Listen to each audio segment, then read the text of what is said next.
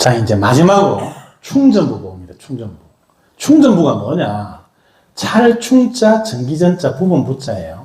상시적으로 전기가 통하고 있거나 어떤 상황이 발생했을 때 전기가 통하는 그런 위험부가 충전부예요. 모든 누전은 충전부에서 일어나겠죠. 전기가 충전된 데서 충전부 손상이 돼서 누전이 일어나는 거니까. 이게 개념이 이겁니다. 도체가 있으면은 도체 안에 도선이 있죠. 구리 도선이 있는데 여기가 충전부예요. 이 주변에 절연체 가지고 충전부를 보호를 해놓은 겁니다. 이렇게. 여기가 손상이 되면은 충전부 손상이 돼서 누전이 일어나는 겁니다. 우리가 해야 될 거는 저 충전부가 손상이 안 되도록 보호를 하는 거, 그게 상해 상책입니다. 그게 사고가 안 나는 거예요. 누전이 안 되게 항상 관리하는 거, 그게 우리가 첫 번째 목표로 해야 될 일입니다. 이 충전부 보호 실패를 해서 감전, 화재, 폭발, 설비 고장 이런 모든 일이 일어납니다. 충전부 보호 실패를 해서 누전이 일어나고 그 누전에 의해서 모든 전기 설비에 재해가 일어난다는 겁니다. 자, 충전부 보호 실패해서 감전, 사망, 살해, 사고 조사 사진입니다. 이 현장 사진인데요. 이분이 겨울이에요. 겨울. 간이 세면장이에요. 근데 더운 물이 없어요, 여기. 겨울에 이제 더운 물을 좀 쓰려고 돼지꼬리 히터 이걸 쓴 거예요. 돼지꼬리 히터 저걸 넣으면 금방 물이 끓습니다. 근데 저게 누전이 잘 됩니다, 돼지꼬리 히터가. 안에 석영이 있는데 석영이 충격받아서 깨지면 바로 누전돼 버려요. 이 누전이 된 거예요. 누전이 됐는데 이 플라스틱이 전기가 안 들어져. 그러니까 이 안에, 물 안에 전기가 충전돼 있었던 거예요. 지구로 못 올라가니까. 근데 이분이 흰 바가지로 물을 뜨려고 손을 집어넣자마자 감전이 됐어요. 감전이 돼서 손으로 들어와서 발로 흘러나가면서 적사했어요, 적사. 저분 살리려면 어떻게 했으면 됩니까? 누전 차단기 쓰면 됐죠. 누전 차단기. 그 다음에 좀 불가능한 일이긴 하지만은 이 통을 접지를 해놨으면 됐어요, 통을. 이 통 안에 선을 하나 담아가지고 땅에 붙여놓으면은 이 사람 몸으로 가는 저항보다도 이 접지선 저항이 더 낮으니까 접지 쪽으로 흘러갔겠죠. 접지를 해서도 되고 누전 차단기를 써서 저 사람 살릴 수 있는 거예요. 자, 전기의 감전 사고가 얼마나 위험하고 아주 치명적인지 제가 설명을 좀 드릴게요. 전기는 자기가 흐르기 쉬운 대로 흐른다 그랬죠. 전기에 감전되면은 피부로 안 흐릅니다, 전기가. 우리 표피는 수분이 적기 때문에 저항이 높아요. 이놈은 자기가 흐르기 쉬운 대로 흐른다 그랬죠. 안으로 들어갑니다. 들어가서 진피하고 혈관으로 흘러요. 그래서 내부를 망가뜨립니다. 그러니까 전기 화상을 입으면은 화상 부위가 작아도 내부가 깊은 내상을 입어요. 불의 화상을 입으면은 피부가 일종의 장갑 역할을 하거든요. 피부가 막 험하게 손상이 돼서도 내부 진피가 보호가 됩니다. 전기 화상을 입으면 깊은 화상을 입어요. 화상을 치료하는 게 어떻게 치료하느냐? 화상이 되면 신체 조직이 손상이 되죠. 거기를 끌어내요, 손상된 조직을. 그게 약을 바릅니다. 놔둡니다. 그럼 안에 조직이 재생이 됩니다. 재생이 되면 또 끌어내요. 또 약 바릅니다. 그걸 계속 반복해요. 그렇게 해야 신경이 살아나고 흉이 안 집니다. 근데 그걸 마취를 하고 하면은 치료가 더 돼요. 그래서 참을 수 있으면 마취를 안 하고 합니다. 엄청나게 고통스럽습니다. 저도 지금 현업에서 우리 이 사업장에서 발생했던 거하고 똑같은 형태의 사고를 겪었었어요. 그래서 그분을 제가 막 얻고 병원으로 가서 치료를 해서 그분이 회복은 됐는데 그 치료를 하는 걸 가서 보면서 제가 옆에서 보고 제가 못 견디겠더라고요. 제가 눈물이 펑펑 나요. 얼마나 고통스러운지. 전기 감전제에는 일어나면 안 됩니다. 무조건 막아야 돼요. 그 막는 스킬을 오늘 같이 보고 있는 겁니다. 집중을 해서 계속 하겠습니다. 자, 이게 6600V 고압에 감전된 사고예요. 온몸에 3도 이상의 화상을 입고 거의 막 이 사망 직전 상태로 실려 나가는 겁니다. 이건 특고압에 감전된 게, 특고압에 22900V에 제대로 감전되면 저렇게 돼버립니다. 대퇴부 밑에 날아가 버렸죠. 머리 떨어져 나가고 발꿈치 다 날아가 버려서 몸이 그냥 수덩이가 돼버렸어요. 퍽 터져버려요, 저렇게. 22만 9,000V에 22,900V에 제대로 감전되면 저렇게 돼버립니다. 자, 충전부 보호 불량 사례 한번 보겠습니다. 이게 VCTF 케이블이에요. 비닐 캡타이어 플렉시블 케이블인데 이 전선을 많이 씁니다. 우리 현장에서. 이게 쓸모가 좋아요. 쓸모가 좋아서 우리가 사업장에도 쓰고 있을 텐데 이게 어떤 상황이냐. 요 피복이 원래 여기 있던 거예요. 여기 있는데 이 피복을 벗기면서 이제 감이 가지고 이렇게 도려낸 거예요. 도려내니까 시간이 지나니까 외피는 시선 수축이 되고 이놈은 벌어졌어요. 그래서 가위로 도려내면서 안에 여기 스크래치가 났던 게 시간이 가면서 이렇게 벌어진 거예요. 이런 이 길이 비일비재합니다. 저기서 충전부 손상이 돼서 누전이 돼서 화재도 일어나고 감전도 일어납니다. 저 형태로 났던 대표적인 화재가 이거예요. 세종시 아파트 현장에서 저 형태로 화재가 나서 3명이 돌아가지고 37명이 부상당했던 사고가 났는데 그 사고 전경입니다, 이게. 저 사고가 어떻게 났냐. 조사를 해보니까 지하층에 조명을 달아놨어요. 이 조명에 저 케이블을 쓴 겁니다. 근데 이런 식으로 벌어졌어요. 벌어져가지고 여기서 스파크가 일어난 거예요. 저 스파크가 일어나는 건 누전 차단기가 못 잡아준다 그랬죠. 스파크가 일어나서 천장에 단열재, 결로방기 단열재나 여기 불이 붙은 거예요, 천장에. 이 불티가 떨어졌어요. 불티가 떨어졌는데 밑에 바닥에 단열재를 적재를 해놓은 거예요. 저리로 불이 한꺼번에 확산돼 버린 거예요. 그래서 거기서 유독가스가 확 퍼지면서 화재가 급작스럽게 번지면서 사상자가 이렇게 많이 났던 겁니다. 그럼 이거 어떻게 해야 되느냐? 이 전선은요, 벗길 때 이렇게 벗기게 됩니다. 이렇게. 이제 집에서 애가 키우는 도마뱀인데, 도마뱀 허물 벗을 때 요렇게 벗잖아요. 위에서부터 이렇게 벗잖아요. 뱀 허물 벗을 때. 그것처럼 이 피복을 벗길 때 이렇게 돌려서 까지 말고 위에 칼집을 내가지고 쭉 벗겨내리는 거예요. 이렇게 벗겨내리면 안에 내피가 손상이 안 됩니다. 별로 힘 안 듭니다. 그렇게 하면은 이런 현상이 안 생기니까 좀 그런 상황을 막을 수 있습니다. 그 다음에 외부에서 전원 연결을 하는, 컨테이너 전원 연결하는 데인데요. 전선 피복 까가지고 내부 심선이 이렇게 노출되어 있어요. 대부분 이렇게 되어 있습니다. 근데 이게 외부 시스가 이게 장갑 역할을 하는 거거든요. 이게 비바람이나 자외선에 대해서 보호 역할을 하고 안에 내부 절연성은, 이거 전기 절연성은 높은데 내부성이 아무것도 없어요. 기계적인 내부성이 굉장히 약합니다. 이게 XLP라고 크로스 링크 폴리에틸렌 소재인데 이게 옥외에 노출돼서 시간이 좀 지나면 이렇게 돼버려요. 기름이 빠져가지고 생선빙을처럼 일어나 버립니다. 여기가 제가 현장에서 찍은 사진인데 이 현장에 컨테이너 사무실이에요. 근데 저기 현장에 제가 이제 전기 때문에 점검을 하는데 하소연을 하는 거예요, 직원들이. 아니, 여기 무슨 뭐 도깨비가 있는지, 날만 굳으면 정전된다는 거예요, 날만 굳으면. 막을 때는 괜찮은데, 조금만 습기가 끼든지, 비가 조금 올라오면 그냥 사무실 다 정전돼 버린다는 거예요. 그래서 이제 제가 짐작이 되는 게 있어서 올라가 봤어요. 올라가 보니까 이 위에 전선을, 사무실 전원 전선을 이렇게 해놨는데, 여기 내부 심선이 다 노출되어 있어요. 노출되어 있는데, 다행히 바닥 쪽은 테이핑이 되어 있고, 위에가 노출되어 있는 거예요. 그러니까 저기 막을 때는 괜찮아요. 맑을 때는 괜찮다가 비가 오든지 습기가 끼면 이제 저쪽으로 누전돼서 트립돼 버리는 거예요. 누전 산이 다 떨어져 버리는 거예요. 그래서 여기를 이제 다 잘라내고 새로 연결을 하니까 이제 그 문제가 해결이 됐죠. 이런 일이 현장에 비일비재합니다. 여기도 마찬가지죠. 이렇게 내부 심선이 노출되게 두면 안 되고 여기를 절연 테이프를 감아서 햇빛에 노출이 안 되게 해줘야 됩니다. 이렇게 돼버린다는 거예요. 이렇게 시간이 한 몇 달만 지나면 이렇게 돼버립니다. 옥외에 내부 심선이 노출되어 있으면은. 이거 한번 보겠습니다. 우리가 차단기를 지금까지 공부를 했죠. 이건 이제 누전 차단기입니다. 누전 차단기인데 이 차단기 전격 전류가 125A짜리예요. 이 차단기는 125A 이상 흐르면 차단을 합니다. 근데 뒤에 전선을 물려놓은 게 3코어 6스퀘어짜리 물려놨어요. 세 가닥에 6스퀘어짜리 물려놨어요. 저 3코어 6스퀘어짜리 전격 전류가 얼마냐? 이 전격 전류 64A입니다. 저 전선은 64A 이상 흐르면 열이 나서 불이 납니다. 근데 이 차단기가 125A니까 보호를 못 해줘요. 차단기가 보호하는 1차 대상은 뭔가 하면은 차단기 뒤에 물려있는 전선이에요. 그 전선 뒤에 부하를 뭘 물렸을지는 아직 모르는 거고, 차단기하고 전선하고 조합이 맞아야 된다. 그래야 화재가 안 납니다. 여기 과전류가 흘렀을 때 어떻게 되는지 한번 보겠습니다. 여기 이제 제가 실험을 하면서 찍은 영상인데, 이게 2.5스퀘어짜리 IV 전선이에요. 저게 우리 일반적인 건축물에 대부분 저선이 들어가요. 저선이 옥내에 배선이 되어 있습니다. 저기에 과전류가 흐르면 어떻게 되는지 한번 보겠습니다. 전선 피복이 지금 녹죠.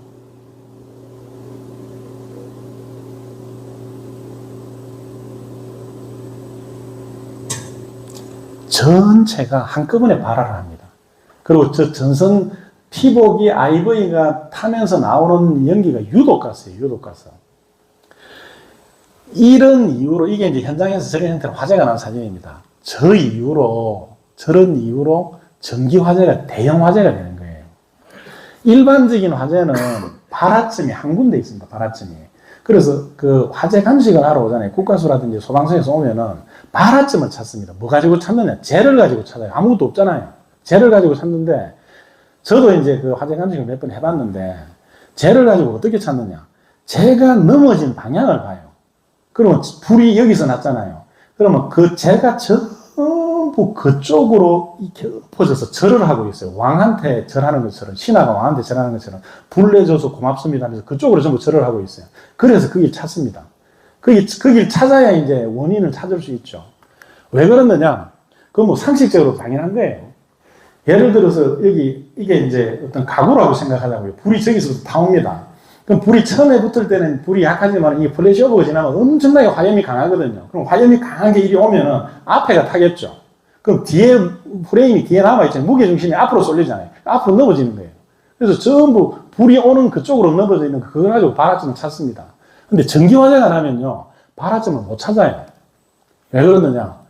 전선 전체가 발화점이 돼버리는 거예요. 엄청나게 넓은 간격이 발화점이 돼버리기 때문에 발화 지점을 찾기가 힘들어요. 그래서 원인 미상이 됩니다. 원인 미상. 밀양 세종병원 그 응급실 천장에 이 전선에서 발화가 돼가지고 그렇게 화재가 확산이 돼서 저렇게 인명피해가 많이 났던 겁니다. 자, 어떻게 해야 되느냐? 차단기 허용 전류가 전선 허용 전류보다 작아야 되는 거예요. 이렇게 돼야 전선을 보호를 합니다. 이 테이블을 하나 만들어 놨는데, 이 자료를 나중에 보십시오. 케이블 단면적이 요렇게 되면은, 거기 전격 전류가 요렇게 되고, 차단기는 요렇게 써야 된다는 거예요. 예를 들어서 2.5 스키아 전선을 쓰면은, 전격 전류가 36A니까 차단기는 30A 써야 되는 거예요. 30A 넘어가면은 차단을 해줘야 그 전선에 열이 안 나니까. 근데 여러분, 이제 현장에 이게 언밸런스가 되어 있는 데가 있으면 바로 잡아줘야 됩니다. 그래야 전기 화재를 막을 수 있습니다. 이 선은 동성 기준이에요, 동성 기준인데 요즘에 이제 알루미늄 케이블을 많이 쓰니까 알루미늄 케이블은 이 전선 허용 전류에 60% 적용하면 됩니다. 충전부가 손상이 돼서 이런 화재들이 전부 충전부 손상으로 대형 화재로 확산이 됐던 겁니다. 자, 밀양, 덕평 쿠팡 물류센터 화재 CCTV 한번 보겠습니다. 여기 지금 불이 나고 있는데요. 저것도 충전부 손상 화재입니다.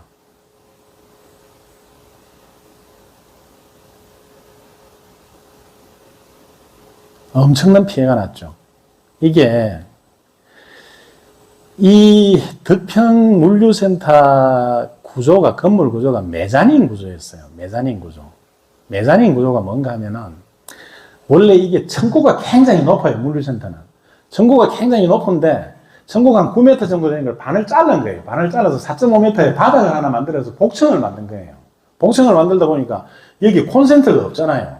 콘센트를 그 선반 위쪽에다가, 적재 선반 위쪽에다가 콘센트를 멀티탭을 꽂아가지고 계속 이렇게 연장을 한 거예요. 멀티탭 하나 꽂고 또 꽂고 이렇게 문어발식으로.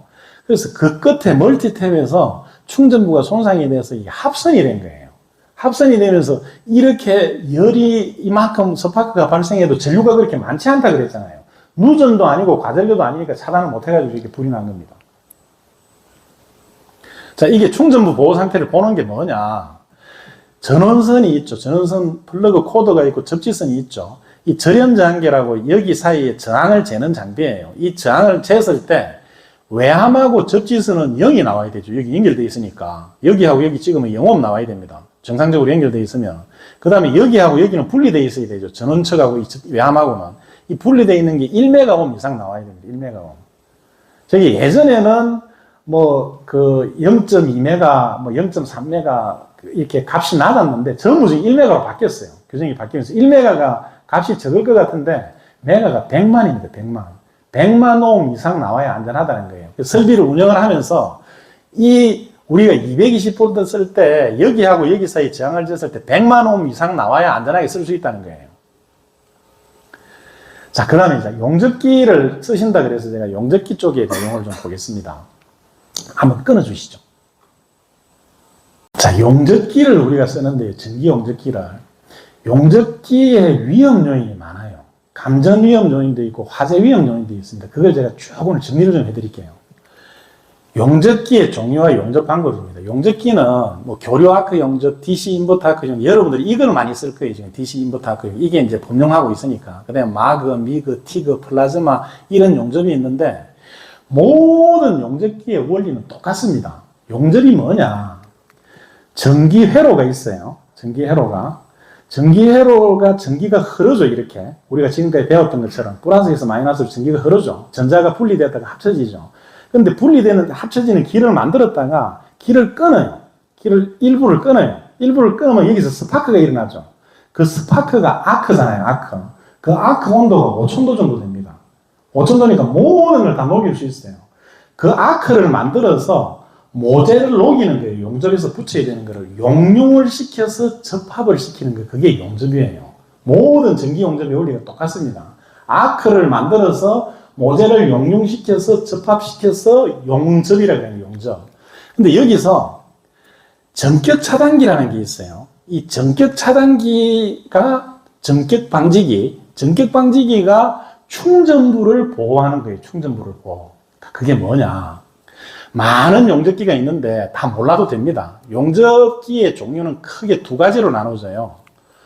우리가 그냥 용접봉만 가지고 용접을 하는 용접이 있고, 그 가스 본배가 있어요. 가스 탱크가 있어가지고 가스 탱크에 배관을 끌고 와가지고 토치를 가지고 용접을 하는 게 있어요. 그 두 종류 용접만 있습니다. 근데 토치를 가지고 용접하는 데는 전격방지기가 필요 없어요. 용접봉을 가지고 용접하는 데만 전격방지기가 필요합니다. 그 두 용접기가 교류 아크 용접하고 DC 인버터 아크 용접, 여기만 전격방지기가 필요해요. 자, 이 용접의 원리가 뭐냐? 전기가 이렇게 흐르는데 전기가 흐르는 요 부분에 전기를 잠깐 끊으면 아크가 생기잖아요. 그 아크를 가지고 모재하고 용접봉을 용융을 시켜서 접합을 하는 게 용접입니다. 이게 용접의 모든 용접기의 원리예요.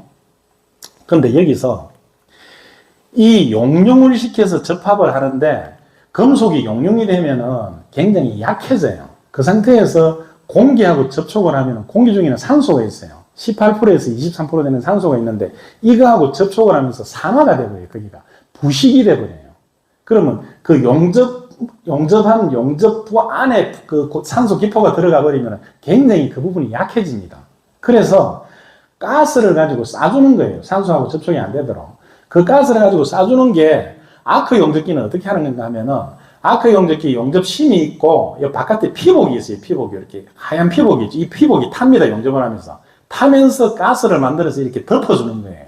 그래서 산소와 공기하고 분리를 해주면서 보온도 시키고 열을 식히지 않도록 보온도 시키고 산소하고 접촉을 안 하게 하면서 용접 퀄리티를 높여주는 그 원리로 저걸 쓰는 겁니다. 그래서 여기에 이게 타면서 이렇게 많은 불티가 나오는 거예요. 근데 보호가스 용접은 뭐냐? 토치를 쓰는 거예요. 토치를. 이 보호가스를 뭐 CO2를 쓰든지 헬륨을 쓰든지 많은 가스를 씁니다. 용도별로. 이 가스를 써서 가스를 토치해서 이렇게 분사를 하면서 이걸 가지고 용접부를 덮어서 용접을 하는 거예요. 이 용접기는 전격방지기가 필요 없어요. 왜 전격방지기가 필요 없느냐? 한번 보겠습니다. 이게 교류아크 용접기, 교류아크 용접기, 이게 용접기의 원조인데 지금 이 용접기는 잘 안 쓰죠. 여러분들이 쓰는 건 이제 이걸 쓰고 있을 거예요. DC 인버터 용접기.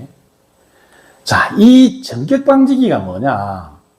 용접을 할 때 정상적으로 용접할 때는 용접봉하고 어스 사이에 한 70V에서 90V 정도 전압이 나와요. 전압이 이렇게 걸려요. 근데 이 사이에 사람이 들어가면 감전되겠죠. 용접하면 어스 부분에 어스를 물려놓잖아요. 거기는 어싱이 다 돼 있어. 사람이 거기 용접사가 밟고 있어요. 몸이 닿아 있어요.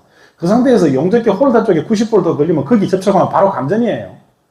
그런데 용접을 할 때는 용접봉을 들고 이렇게 용접을 할 때는 거기 닿을 일이 없잖아요. 근데 용접을 안 하고 딱 스톱을 했을 때 용접기 홀더에 사람이 닿을 수 있죠.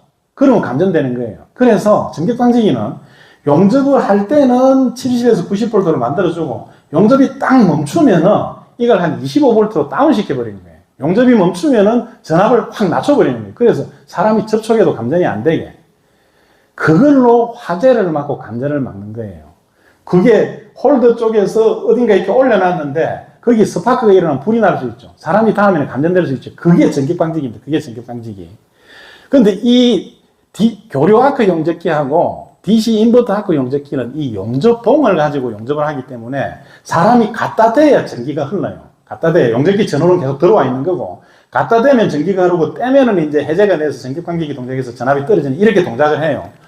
근데 가스 용접기는 왜 필요 없느냐? 가스 용접기는 이 토치에 스위치가 달려 있어요. 스위치가 달려서 용접을 할 때 저 스위치를 눌러야 전기가 들어와요. 토치에. 용접기 스위치 눌러가지고 용접하다가 이거 딱 놓으면은 그냥 토치에 전압이 없어져 버리는 거예요. 그냥 감전될 일이 없겠죠. 그래서 보호가스 용접은 전격방지기에 필요 없고, 그 아크 용접기, DC 인버터 아크 용접기하고 교류 아크 용접기에만 전격방지기에 필요한 겁니다. 그걸 좀 참조를 하시기 바랍니다. 반드시 전격방지기 써야 됩니다. 전격방지기를 써야 감전도 막을 수 있고 화재도 막을 수 있어요. 근데 전격방지기를 쓰면은 용접을 이렇게 많이 하는 용접사분들은 사람 감각이 굉장히 예민합니다. 전격방지기가 동작을 하면은 전압이 떨어졌다가 다시 용접봉을 갖다 대면은 전격방지기가 이제 온이 오프가 되면서 전압이 걸려요. 그 시간이 인터벌이 있어요. 시간 딜레이가 있어요. 0.0 몇 초 시간 딜레이가 있는데 이게 엄청 깝깝하게 느껴져요. 갖다 대면 바로 불이 켜야 되는데 불이 늦게 튀는 것 같고 용접도 잘 안 되는 것 같으니까 전격방지기 그 스위치를 꺼버려요. 끄고 하면은 본인이 그 위험에 그대로 노출되어 있는 거예요. 용접하다 감전 사망사고 많이 납니다. 그리고 그 용접기에 해가지고 또 화재도 날 수 있으니까 전격방지기는 항상 올려놓고 쓰셔야 됩니다. 그게 본인을 살리고 화재를 막아서 설비를 보호하는 길입니다. 자, 충전부 복습하겠습니다. 충전부의 개념, 상시적으로 전기가 통하거나 비상시에 전기가 통할 수 있는 부분입니다. 충전부 보호 불량 사례, 케이블 절연 피복 손상, 그 다음에 차단기하고 전선 조합 불량이 되면 충전부 손상이 된다 그랬죠. 그 다음에 충전부 보호 불량 사례, 뭐 세면장 감전하고 아파트 화재, 물류창고 화재 이렇게 봤습니다. 트래킹 화재는 제가 시간 관계상 생략을 했는데 여기 자료가 있고, 제가 그 건설안전학회에서 그 일을 보고 있는데, 거기서 전기안전기술위원회 일을 보고 있는데, 거기서 공익 유튜브 채널을 하나 만들어 놓은 게 있어요. 거기에 이제 이런 강의를 하면, 오늘도 제가 강의를 녹화를 하는데, 거기에 올려드릴 거예요. 올려드릴 테니까, 올려드리고 그 링크를 나중에 보내드릴게요. 우리 여기 담당자분한테. 그러면 그쪽에 들어가서 링크를 열면은 오늘 강의한 거 이거 들으실 수 있어요. 그리고 오늘 내가 강의를 시간상에 패스를 하면 거기 그 강의가 있어요. 트래킹이라든지 어싱이라든지 강의가 있고, 교환은 내가 여기 다 드렸으니까 그거 가지고 나중에 리뷰를 해서 궁금하신 분들은 또 보시기 바랍니다. 그렇게 계속 반복을 좀 하시기 바랍니다. 용접작업 충전부 보호, 뭐 이렇게 설명을 드렸습니다. 전격방지기에 대해서. 그 다음에 충전부를 점검을 어떻게 하느냐, 유관 점검을 하고 또 냄새가 납니다. 전기 충전부가 손상이 되면 탄내 같은 게 나요. 그런 냄새가 나면 가서 이제 유관으로 점검해서 찾아서 보호를 하는 거죠. 그게 제일 기본적인 보호 방법입니다. 그 다음에 절연 저항계를 써서 절연 측정을 해서 절연 저항 안전기준값, 아까 1메가라고 그랬죠. 100만옴. 그 100만옴을 유지하면서 그렇게 충전부 보호를 하는 겁니다. 자, 그 다음에 전기안전 관련 법령을 한번 보겠습니다. 자, 한번 세워주시죠. 세우고 다시 해주시죠. 말씀을 드렸죠. 그 법령 제가 간단하게 보여드릴게요. 우리나라의 전기안전 관련 법령은 크게 두 가지가 있습니다. 산업안전법이 있고요. 이건 고용노동부에서 제정하는 겁니다. 한국전기설비 규정이 있어요. KEC. 이건 산업통상자원부에서 합니다. 전기설비 시공을 하는 데는 한국전기설비 규정을 봅니다. 안전에 대해서는 이걸 보고. 근데 이 법이 굉장히 방대해요. 방대한데 그걸 뿌리를 파보면 이렇게 나옵니다. 산업안전보건법 어떻게 되어 있느냐? 전기안전에 대해서 이겁니다. 충전부 보호, 접지, 누전 차단. 저 세 개예요. 순서도 정확하게 제대로 되어 있죠. 충전부 보호가 사고를 막는 거라고 그랬잖아요. 그 다음에 접지가 누전이 됐을 때 누전 전류가 사람한테 감전을 일으키거나 화재 폭발을 일으키지 않고 안전하게 흘러갈 수 있는 길을 하나 만들어준다 그랬죠. 접지가 누전 차단기보다 더 좋은 방법입니다. 그래서 제가 두 번째로 접지를 말씀드린 거예요. 2번을 접지를 잡은 거예요. 왜냐? 접지는 기계적으로 붙여놓은 거예요. 이건 자르지 않으면 손상이 안 됩니다. 자르지 않으면 아주 견고하게 유지가 되어 있어요. 근데 누전 차단기는 동작은 잘 해요. 아주 안전한 보호장치는 되는데, 누전 감지기, 까락지, 영상별주기, ZGT라는 거, 그게 고장이 잘 납니다. 그래서 이거 고장 나버리면 누전 차단기 무용지물이에요. 그래서 누전 차단기는 신뢰성이 좀 떨어지는 보호장치예요. 그래서 누전 차단기는 한 달에 2번 정도 그 트립 버튼을 눌러서 동작을 하는지 확인을 해야 되는 거예요. 만약에 동작을 안 하면은 그 보호장치가 그 가드가 무너진 거니까 바꿔줘야 됩니다. 누전 차단기 교체를 해야 됩니다. 이 순서 그대로 아주 그대로 제대로 돼 있어요. 이 산업안전보건법은 어기면은 과태료, 벌금, 징역으로 강제를 합니다. 그 다음에 전기설비 규정 K10 오겠습니다. 여기도 그대로예요. 충전부 보호, 접지, 무전 차단기. 저게 알파에서 오메가예요. 그러니까 모든 게 저기서 시작되는 거예요. 저기서 모든 법이 나오고 많이 우리가 쓰고 있는 스마트 안전설비도 전부 저기서 나오는 거예요. 저걸 좀 더 효율적으로 간편하게 쓸 수 있는 방법을 만들어 놓은 게 지금 스마트 전기 안전설비입니다. 이 KC 규정은 사업 승인이나 인허가 제한을 하면서 강제를 합니다. 그래서 이 두 법 안에서 우리는 업무를 해야 되는 겁니다. 자, 법령 봤습니다. 그 다음에 이제 마지막으로 리튬이온 배터리 그 화재 사고 원인하고 그런 화재가 났을 때 어떻게 하는 게 가장 효과적으로 대응할 수 있는지 그걸 한번 보겠습니다. 자, 끊었다가 다시 해주시죠. 리튬이온 배터리 화재 사고 분석입니다. 화재가 발생했을 때 어떻게 진화할 수 있느냐, 이 화재가 왜 발생하느냐, 그걸 한번 보겠습니다. 자, 먼저 참 안타까운 사고가 났는데요. 참 끔찍한 사고가 났습니다. 끔찍한 사고가. 화재 사고가 나면요, 많은 인명피해가 난 화재 사고들이 많았죠, 지금까지. 그게 대부분 전기화재입니다. 근데 그 사망자들은요, 타서 죽는 게 아닙니다. 불에 타서 죽는 게 아니고, 질식해서 죽어요, 질식해서. 그 유독가스를 마시고 질식해서 죽는 거예요. 근데 이 사고는 타 죽었어요, 사람들이. 참 너무나 안타까운 사고가 난 겁니다. 자, 사고 영상을 한번 보겠습니다.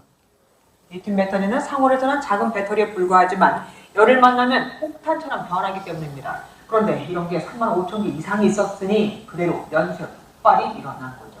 장진철 기자가 보도합니다. 연기가 뿜어져나오는 공장. 폭발음과 함께 건물 밖으로 튀겨나온 파편이 불꽃을 내며 계속 터집니다. 불이 난 공장은 리튬 배터리의 한 종류인 여마티온일 리튬 전지를 생산했습니다. 공장 안에는 이런 전지가 38,000개가 있었습니다. 상온에서는 작은 전지일 뿐이지만 열을 만나면 리튬의 위력은 대단합니다. 폭발은 물론이고 내부에서 수백 교의 열이 계속 발생해 불이 꺼진 것처럼 보여도 다시 살아납니다. 화재가 발생하면 그 열이 리튬 전지에 이제 가해지는 거죠. 그러면 리튬 전지가 폭발이 일어나는 겁니다. 그럼 하나만 폭발이 일어나도 연쇄적으로 이제 소방당국은 진압 방식을 고민했습니다. 만약을 대비해 마른 모래를 준비했지만 배터리에 포함된 리튬이 소량으로 확인되면서 물로 진압을 최종 결정했습니다. 섣불리 물을 사용했다가는 리튬의 특성상 불이 잘 붙는 수소가스를 발생시켜 화재를 더욱 이 화재가 사실은 품질 사고예요. 품질 사고. 안전사고라기보다도 품질에 문제가 생겨서 이제 안전사고가 난 거죠. 왜 그런지 그것도 좀 구체적으로 설명을 드리겠습니다. 이 화재를 진압을 할 때 소방관분들이 가가지고 리튬 이온 배터리 공장에 화재가 났으니까 우리가 일반 상식이 이렇게 돼 있어요. 배터리 화재는 물로 끄면 안 된다. 가서 모래 같은 거, 흙을 덮고 모래 같은 걸 덮어서 꺼야 되는데 이런 일반 상식이 있어요. 그래서 모래를 준비해가지고 갔어요. 근데 저 상황에서 모래로 끌 수 있습니까? 불가능한 일이에요. 그래서 결국 물로 껐어요. 물로 끄는 거를 멈칫멈칫한 거예요. 리튬이 있으니까 리튬이 물하고 반응하면 수소가 나오거든요. 그래서 수소가스가 나와서 폭발할 수 있다 이래가지고 했는데 일반 상식이 잘못되어 있는 거예요, 지금. 여러분들도 일상에서 리튬이온 배터리 화재 날 수 있어요. 여러분들이 그 배터리를 많이 쓰고 있기 때문에 우리 여기 사업장에서도 배터리를 많이 쓰고 있고 그때 어떻게 해야 되는지 그거를 여기서 분명히 좀 익혀가시기 바랍니다. 한번 보겠습니다. 이게 지금 사고 영상이에요. 사고 영상인데 잠깐만요.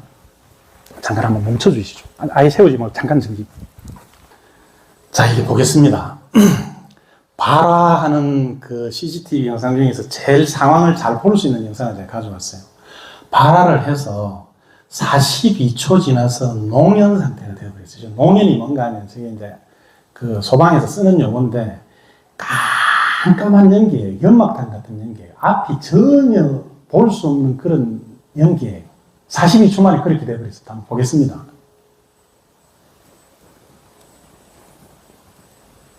배터리 포장백을 적치를 했어요. 적치를 했는데 이제 하나가 터졌습니다. 터져서 연기가 나고 폭발을 하니까 이 직원들이 훈련을 잘 받아서 이제 상계를 시키는 거예요. 같이 있으면 서로 연쇄 폭발이 일어나니까. 근데 서로 상계를 하는 동안에 계속 터져요. 2차, 3차 폭발이 일어나니까 이제 상계를 못 시키고 소화기를 가져와서 끕니다. 분말 소화기를. ABC 분말 소화기를 가져왔어요. 소화기가 안 먹힙니다. 그러니까 이 직원도 지금 뒤로 막 이렇게 뒤로 대피를 하면서 이 분말 소화기를 뿜고 있는데 전혀 작용을 못 해요. 뒷걸음질을 치면서 지금 소화기 뿜고 있는 겁니다. 이렇게 되어버렸어요. 42초 만에. 제법 큰 작업장이에요. 그리고 작업장이 제가 볼 때는 정리변경도 잘 돼 있어요. 그 다음에 소방훈련도 한 것 같고. 근데 저 상태에서 여러분들 탈출할 수 있을 것 같아요.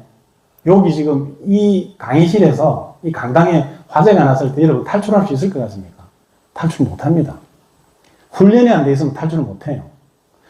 저렇게 깜깜한 노면이 차면은 저 유독가스를 맨 모금만 마셔도 바로 실신해버려요. 그럼 실신해서 있는 상태에서 대부분 이제 그 가스를 마시고 실신해서 사망을 하는데 저기는 저 리튬이온 배터리가 폭발하면서 타 죽은 거예요. 사람들이 사망하기 전에 그 불에 지금 타 죽은 상태라고. 그럼 저때 어떻게 탈출해야 되느냐? 탈출하는 방법을 일단 제가 좀 말씀드릴게요. 여기가 깜깜한 암흑이 되잖아요. 그럼 지금은 우리가 동서남북 분간이 됩니다. 근데 깜깜한 암흑이 돼서 조금만 몸을 움직이면 동서남북을 몰라요, 이제. 어디가 문인지를 몰라요. 그래서 우왕좌왕해요, 그 안에서. 우왕좌왕 하다가 금방 이제 그 유독가스를 마시고 쓰러집니다. 그럴 때는 이게 구조손수건이라는 이런 이제 그 안전용품들이 있어요. 이런 걸 좀 구비를 해놓고 있는 게 좋습니다. 그런 위험한 데는. 이제 저도 사업장에 이걸 좀 구비를 해놓고 있는데, 이걸 뜯으면은 안에 이제 방독면 역할을 해줄 수 있는 액체가 묻어있는 손수건이 나와요. 이걸로 호흡기를 막습니다. 이렇게. 코하고 입을 막아요. 그러고 앉습니다. 몸을 낮춰서 앉아요. 왜냐하면은 가스가 처음에는 위로 올라가거든요. 그래서 바닥 쪽이 공기가 좀 청정해요. 앉아서 오리걸음으로 이렇게 가는 거예요. 벽을 짚고 가는 거예요. 한 방향으로만. 한 방향으로 계속 가면 어딘가 가면 문이 나와요. 방향을 몰라도 한 방향으로 그렇게 조금만 가면 문을 찾아요. 그렇게 해서 이제 나가면 됩니다. 이 손수건이 없으면은 옷을 가지고 해도 괜찮아요. 옷이나 자기 손수건에 물을 좀 묻혀도 좋고, 물이 없으면 그냥 손수건으로라도 호흡기를 막아서 어쨌든 유독가스를 마시는 걸 막아야 됩니다. 실신해버리니까. 그렇게 해서 나가면은 살 수 있는 가능성은 있어요. 근데 저기 같은 경우에는 순식간에 42초 만에 저렇게 해서 폭발을 해버렸잖아요. 저건 그렇게 대피도 할 수 없는 상황이었어요. 저건 어떻게 했어야 되느냐? 화재를 껐어야 되는 거예요, 화재를. 화재를 끄는 게 어떻게 끄면 되느냐? 물로 끄면 됩니다, 물로. 물을 갖다 부었으면 되는 거예요.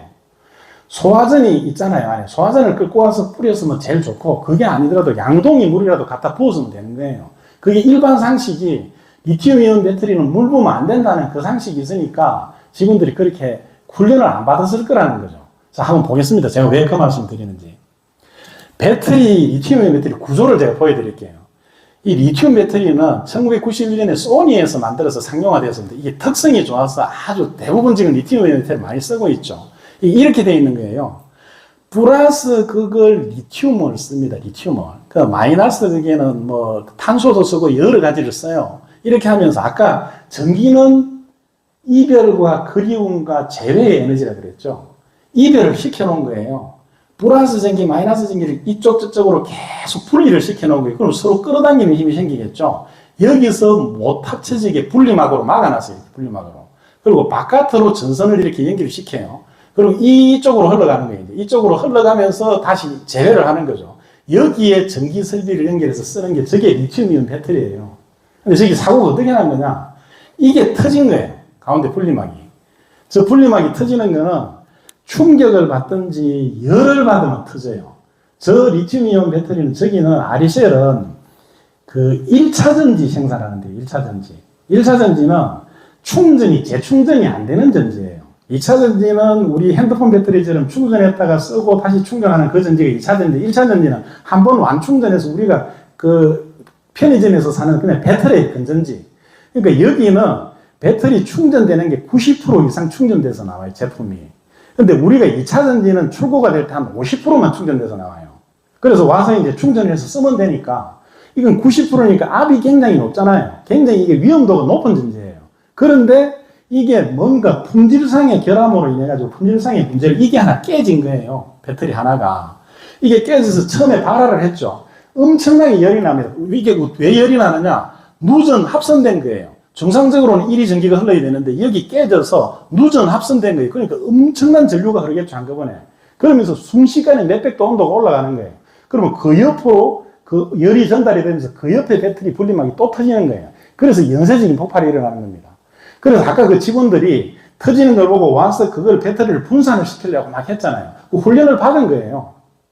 그런데 그게 계속 2차 폭발, 3차 폭발이 일어나면서 확산이 돼서 그 짝으로 섞게 되니까 소화기를 가져와서 껐는데, 우리 여기도 있죠. ABC 분말 소화기. 소화기는 항상 눈에 보이는 데 있어야 되는데 잘 안 보이네. 그 분말 소화기를 가지고 껐는데 그게 화재를 막아주지를 못해요. 리튬이온 배터리는 열로 화재가 나는 거거든. 그 분말 소화기는 덮어가지고 공기를 차폐를 해서 집식 소화를 하는 거예요. 그 전혀 소화 기능이 안 돼요, 거기는. 그러니까 그 상황에서 계속 터져가지고 저 상황이 돼버린 거예요.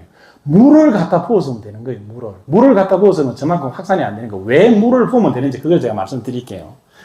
우리가 일반적인 지금 범용되는 이 유의사항이 이래요. 배터리 화재. 배터리 화재는 플러스 극과 마이너스 극의 합성, 단락이라 그랬죠. 단락되어 통제불능 상태로 대량의 누전 전류가 흐르면서 발열, 발화, 폭발하는 전기 금속 화재예요. 전기 금속이. 전기 화재가 C형이고 금속 화재가 D형인데, 이 리튬이라는 이 물질 자체가 반응성이 높기 때문에 금속 화재하고 전기 화재가 같이 발생하는 거예요.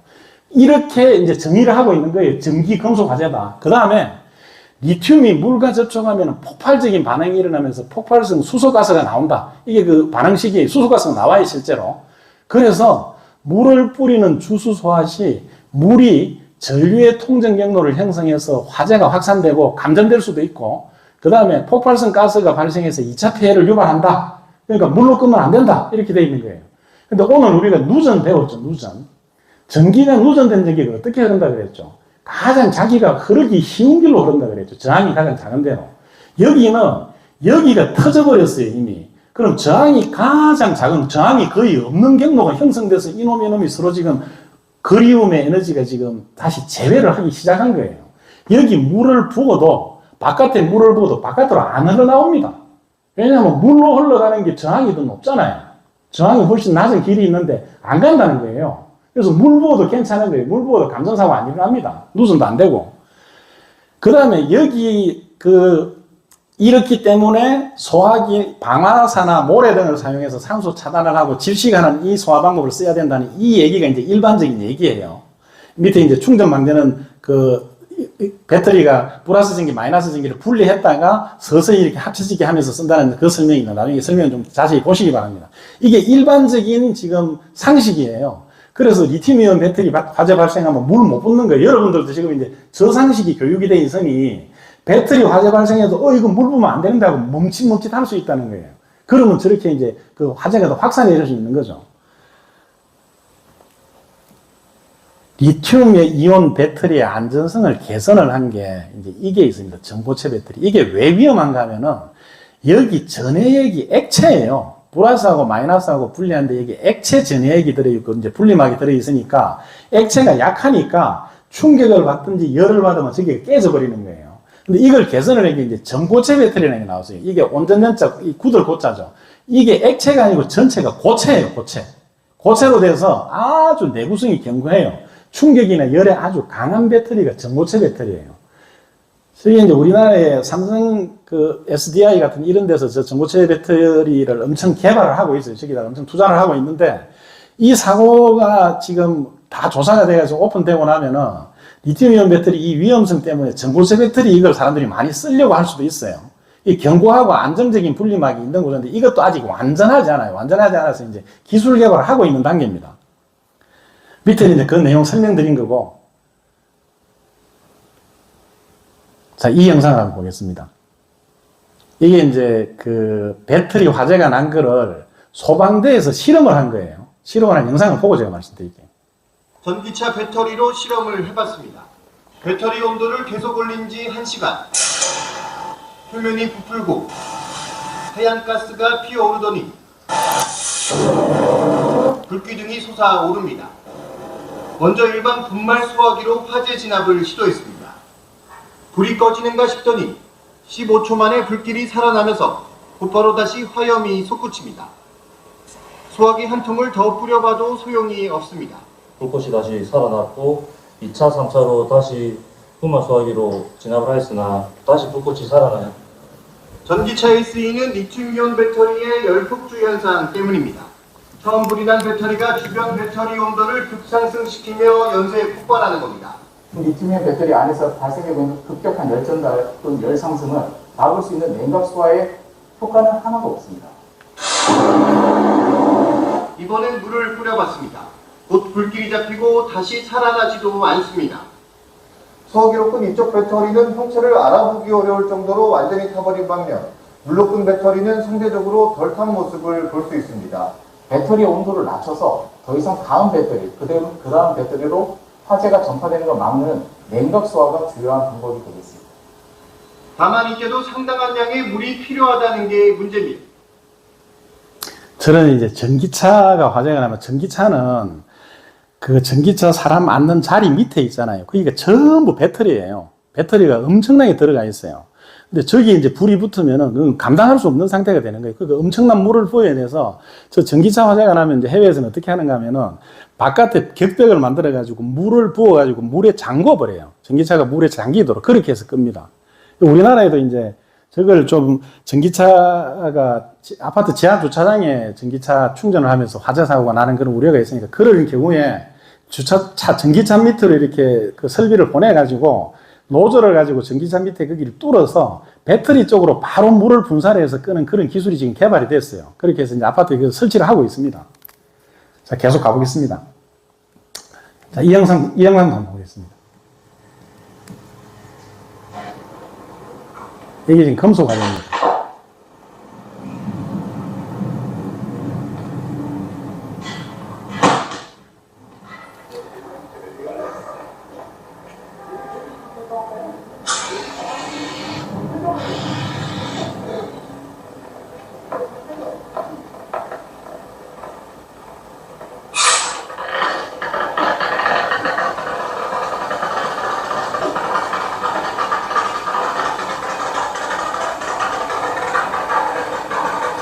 저게 금속 화재 소화기예요.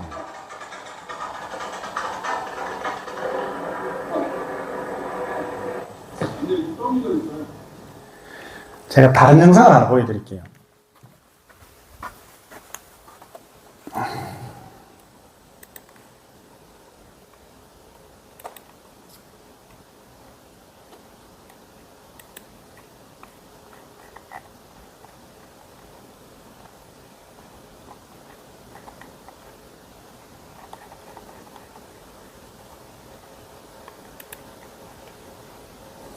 리튬하고 나트륨하고 칼륨이 있는데요. 저게 알칼리 금속이에요. 알칼리 금속이 뭔가 하면은 그 물하고 격렬하게 반응하면서 소금이 만들어지는 원소예요. 그렇게 엄청 발열을 합니다. 발열하는데 그 세 가지 금속의 반응성이 어떻게 되는지 그걸 한번 보여드릴게요.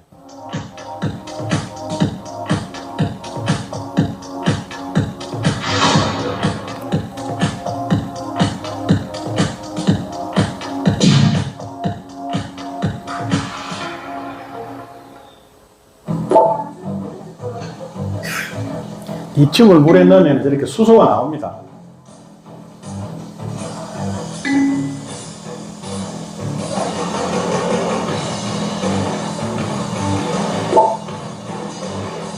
나트륨입니다.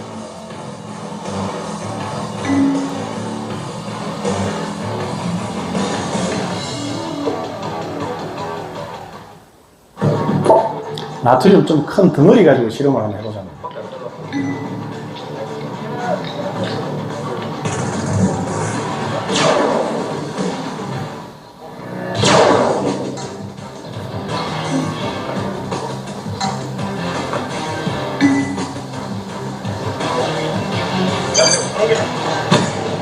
저렇게 폭발을 해요.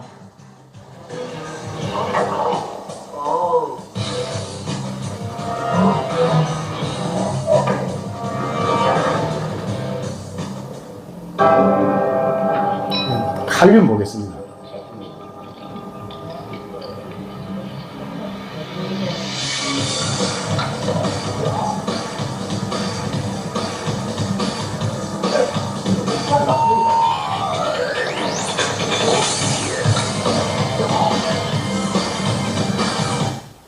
리튬이 물과 반응성이 가장 낮아요. 물하고 반응하는 게. 그러니까 나트륨하고 칼륨은 폭발을 해요, 실제로. 근데 리튬은 물하고 반응을 하면 그냥 수소 가스만 나와요. 근데 물을 가지고 대량 양동이 물을 붓든지 그 수도 꼭지 물을 붓든지 샤워기로 물을 붓든지 아니면 소화전에 물을 부으면은 그 수소가스는 그냥 비산돼 버려요. 그래서 리튬 이온 배터리 화재가 나면 물로 끄는 게 정답이에요. 물로 그 열이 확산이 안 되게 열을 식혀서 물로 끄는 게 정답인데 그걸 이제 못된 거예요. 그래서 그 좀 더 빨리 그 물을 가지고 주수 소화를 했으면은 뭐 그래도 큰 차이는 없었겠지만 화재가 좀 더 빨리 진화가 될 수도 있었겠죠. 자, 이게 이제 배터리 실제 모양입니다. 이 각형 배터리를 뜯어보면은 양극이 있고 음극이 있고 가운데 분리막이 이렇게 있어요. 이게 원통형 배터리. 이번에 거기 이제 RSL을 사고 났던 그 배터리가 이런 타입입니다. 여기 분리막이 있고 안쪽에 양극이 들어있어요. 안쪽에. 바깥쪽에 음극이 들어있어요. 보호를 해놓은 거예요. 저게 물하고 반응을 하면 위험하니까 맨 안에 양극을 넣고 분리막을 넣고 음극을 싸가지고 바깥에 이렇게 생활 방수가 될 수 있도록 만들어 놓은 거예요. 그래서 물을 뭐 일부러 물에 담글 필요는 없지만은 물이 좀 그 빗물이 떨어져도 보호가 될 수 있도록 만들어 놓은 겁니다. 배터리가.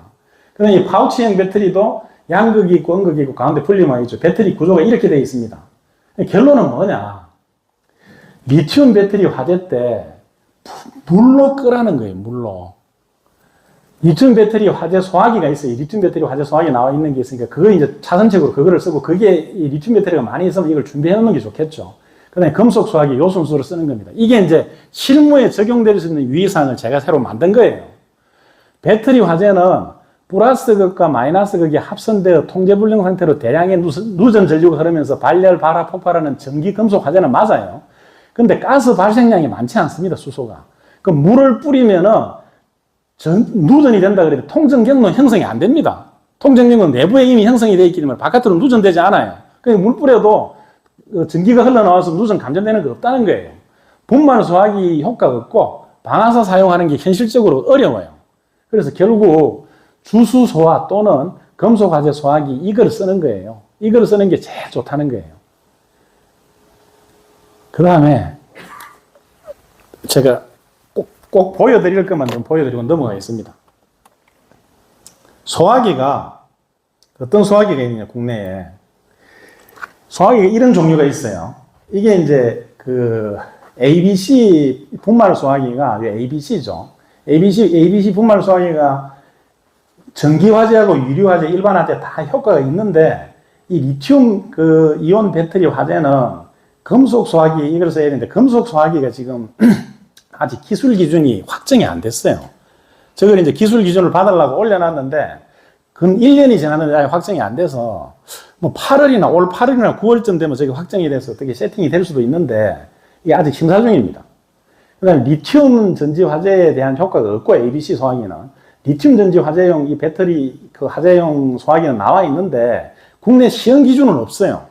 근데 아까 우리가 실험한 거 있잖아요. 실험으로 불이 잘 꺼진다는 거 그것만 이제 확인이 된 그런 상태에 있으니까 그렇게 참조하시고 그 사업장에 배터리가 많이 있는 데가 있으면은 저 설비를 좀 준비를 해 놓을 필요가 있습니다.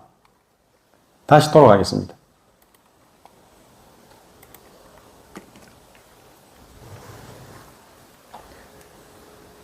이 표도 제가 구글 챗GPT 그 AI로 만든 거예요. 저 표를 만드는데 한 시간 이상 걸릴 수도 있어요. 자료를 찾아가지고 정리를 하면은. 챗GPT에다가 자료를 불러가지고, 야, 이거 표로 좀 만들어줘 하니까 한 5분 만에 만든 거예요. 그러니까 여러분들, 챗GPT를, 그 AI, 인공지능 AI를 지금 사람들이 많이 쓰는 것 같은데, 실제로 그거 쓰는 사람들은 한 1, 2%밖에 안 되거든요. 그러니까, 무료 버전은 많이 쓰는데, 실제 유료 버전을 가지고 업무를 하면서 쓰는 사람도 별로 없어요. 근데 여러분들 업무를 하시면서 필요하면은, 유료 버전 그 비용을 좀 주더라도 그걸 쓰면은 굉장히 이점이 있습니다. 우리가 국회의원이 있으면 국회의원 보좌관이 여러분들이 있죠. 그 다음에 뭐 검사가 있어도 검사 수사관들이 여러 사람들이 있습니다. 그 사람들이 각자 전문 분야를 가진 사람들을 몇 명씩 데리고 하는데 저 챗GPT를 쓰면은 그런 전문 분야 실무 보좌진을 한 10명 데리고 있는 것 같아요. 그러니까 일을 시키면은 그만큼 효율적으로 빨리 합니다. 그러니까 그 인공지능 AI 그게 멀리 있는 게 아니니까 그렇게 한번 활용을 해보시는 것도 여러모로 도움이 될 수 있습니다. 자, 마지막으로 이제 이 말씀을 좀 드리려고 제가 지금 꼭 필요한 것만 좀 발췌를 해서 지금 정리를 한 건데, 여러분들 이거 뭔지 알죠? 이거 자동 확산식 소화기죠. 이거 군데군데 지금 달려 있는 데 있을 거예요. 이런 그 연구 건물에는 저게 없는데, 가설 건물에는 저걸 가지고 다 이제 소화 설비를 하거든요. 이게 지금 여기 달아놓은 게 센터에 달아놨죠, 센터에. 이거 그냥 장식용이에요. 아무 효과가 없어요, 저렇게 달아놓으면. 저 자동 확산식 소화기를 쓸 때 유의해야 될 점을 제가 실무적인 내용을 하나 말씀드리려고 합니다. 이게 실험 영상이에요. 실험을 한 거예요. 그 자동 확산식 발포 소화기는 5년 정도 쓸 수 있습니다. 72도 정도 여기가 온도가 올라가면 노즐의 퓨즈가 터지면서 마개가 터지면서 이렇게 10초 동안에 3kg의 AD10 분사를 합니다. 이게 처음에 한번 터지면요, 소화기 그 소방차 한 대 효과를 해요. 불이 난 자리에, 최초 발화한 자리에 쏟아지면 그렇게 됩니다. 실험 영상을 보여드릴게요. 여기 옆에 소화기를 하나 달고 여기 소화기를 달았는데 이제 불이 여기서 난 거예요, 발화 지점이. 요건 이제 조금 떨어져 있는 소화기라고 가정을 하자고요. 어떻게 되느냐?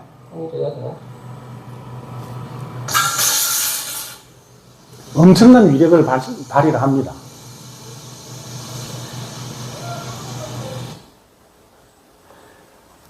저 소화기를 만약에 사무실, 그 전진 배치 사무실이나 가설 사무실에서 설치를 한다면은 거기 불이 날 자리가 어딘지를 봐야 되는 거예요. 예를 들어서 겨울이면은 난로를 쓰잖아요. 난로 위에 설치해놔야 되는 거예요. 그 다음에 그냥 일반 사무실에는 콘센트 많이 있는 데 있죠. 콘센트 많이 집합되어 있는데 거기 위에 설치해놔야 되는 거예요. 가운데 설치해 놓는 거는 무용지물이에요. 제가 화재 조사를 하러 가보면은 가운데 자동 확산기 소화기 5개 설치해 놨는데 가보면 다 탔어요. 다 타졌는데 근원도 다 터지긴 터졌어요. 터졌는데 사이드에서 불이 발화가 돼가지고 이렇게 불이 타오르면서 이제 플래시 오버가 됩니다. 그러면 엄청난 화염이 발생하면은 저게 터져도 소화를 못 해줘요. 그걸 꺼줄 만한 힘이 안 되는 거예요. 그래서 최초에 발화할 지점이 어딘지 예상을 해서 그 위에 달아줘야 됩니다. 그 위에 달아줘야 저 소화기가 자기 효과를 발휘할 수 있습니다. 제가 현장에 사고조사를 하러 가서 보면서 너무 그게 안타까워가지고 그래서 이 내용을 제가 좀 전달을 드립니다. 자, 리튬이온 배터리 화재의 핵심사항. 분리막 손상에 의해서 배터리 내부 누전 합선 화재입니다. 화재 진화 방법. 대량의 물로 냉각 소화합니다. 합선 위험 없습니다. 그다음에 수소 발생 위험도도 그렇게 높지 않습니다. 리튬이 물하고 반응성이 가장 떨어지는 가장 낮은 알칼리 금속입니다. 그래서 이제 이번에 소방서에서도 저 아리셀 화재에도 배터리 안에 들어있는 리튬이 그렇게 양이 많지 않고 거기에 주수 소화를 해서 이 소방호스로 물을 뿌리면 그 수소가 발생한다 하더라도 흩어져 버리고 폭발하지 않는다는 거예요. 그거를 판단하고 뒤에 이제 주수 소화로 방법을 바꿔가지고 불을 껐다는 거죠.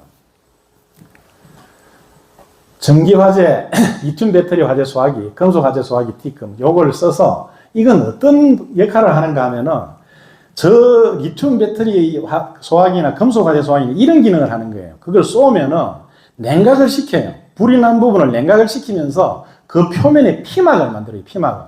피막을 만들어서 산소도 차단하면서 냉각을 시키는 그 효과가 있는 게 리튬이온 배터리 소화기하고 금속 화재 소화기가 그런 기능을 하는 겁니다.